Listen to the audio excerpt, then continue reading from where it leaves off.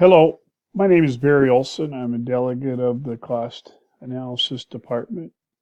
And today, for Oil Company X, you can see the slides here. This presentation will have three sections.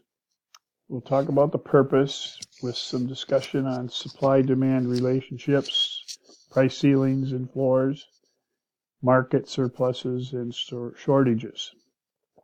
We'll review four different events and discuss their impacts on supply and demand of oil. And we'll have a conclusion page.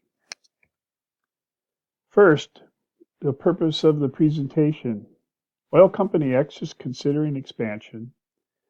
Of course, we already discussed the construction of the pipeline, but now they're also looking at increasing oil stores to better prepare for events impacting market price of oil.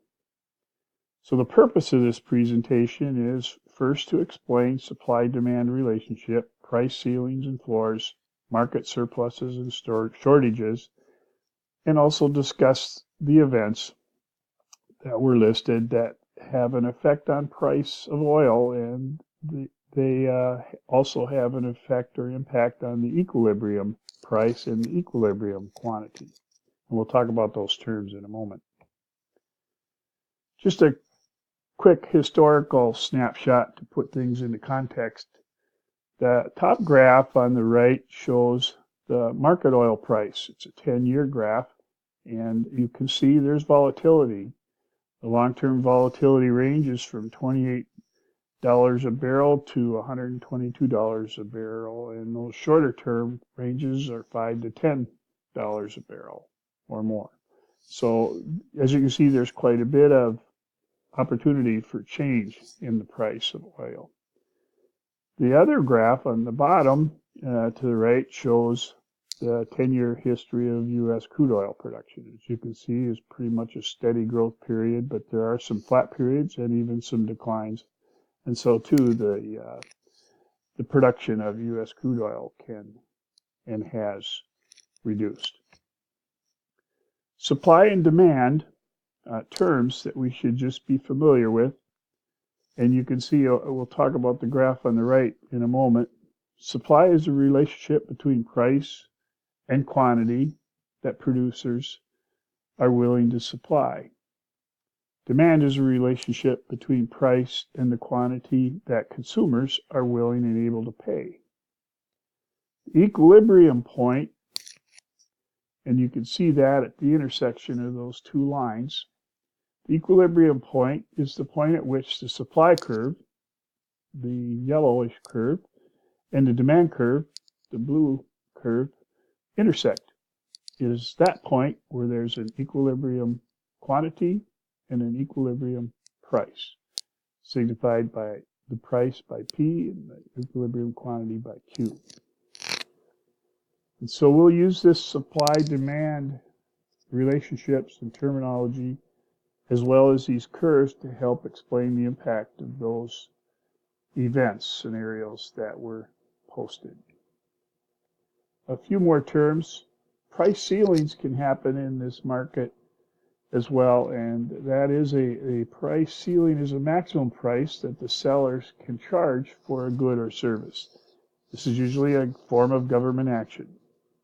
Price floor is the minimum price that is to be paid for a good or service, and this is also a form of government action. There can also be a surplus in the market, and that happens when the quantity produced is greater than the quantity being demanded at a given price. This is also a condition where the market is not in equilibrium.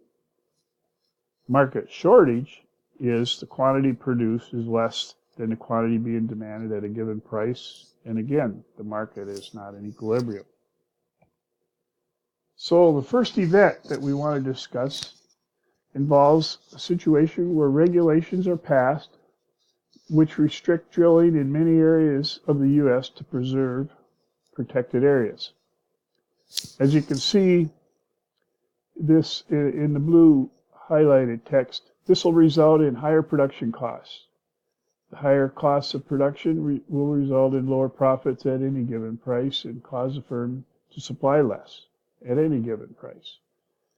So, some major bullet points here. Supply will decrease.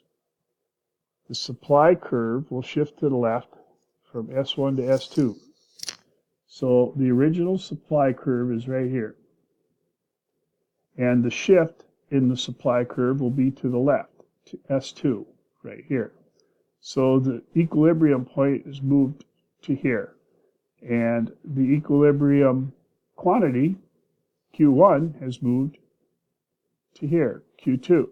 And the equilibrium price has moved from P1 to P2, here.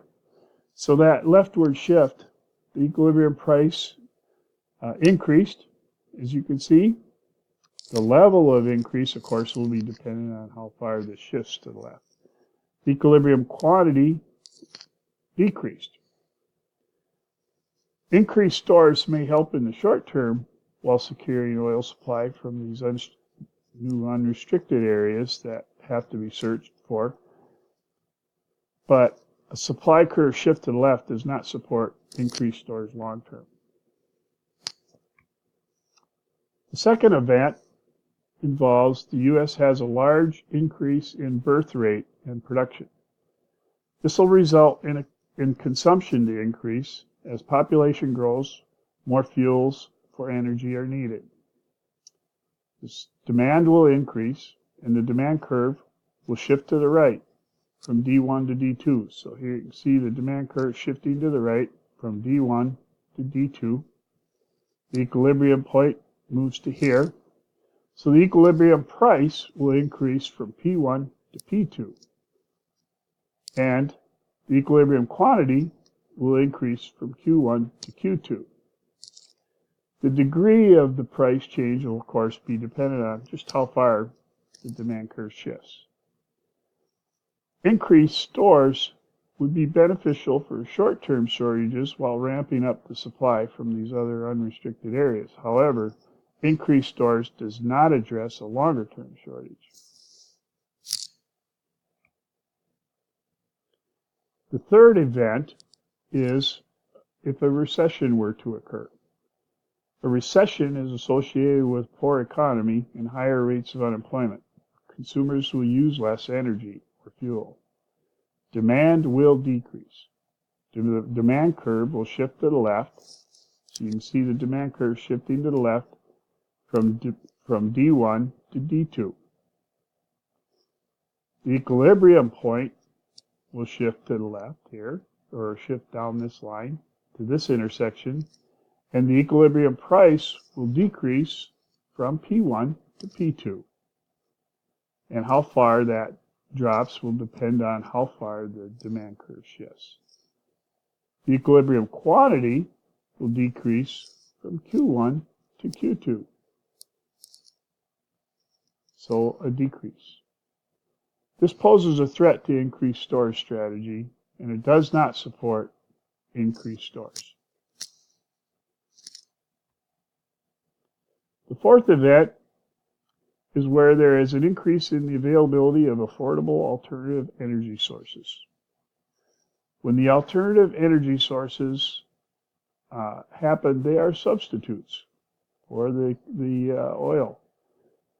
Consumers will choose those energy sources and oil consumption would decrease. So demand will decrease and the demand curve will shift to the left from D1 to D2. So again, you're going to see the demand curve shifting from D1 to D2. The equilibrium point moves with it. And the equilibrium price will decrease from P1 to P2. Of course, again, depending on how far this shifts, will have a big effect on how far the price shifts. The equilibrium quantity will decrease from Q1 to Q2. This again poses a threat to the increased storage strategy, and it does not support increased stores. In conclusion, there are events that can change the outcome of Oil Company X's expansion plans, especially with regards to increased stores. The regulations restricting drilling caused supply curve to shift to the left. The birth rate and population increase can result in the demand curve shifting to the right. A recession occurring, the demand curve will shift to the left. An increase in the availability of alternative energy sources, the demand curve will shift to the left. So in summary, two of these events result in the demand curve shifting to the left.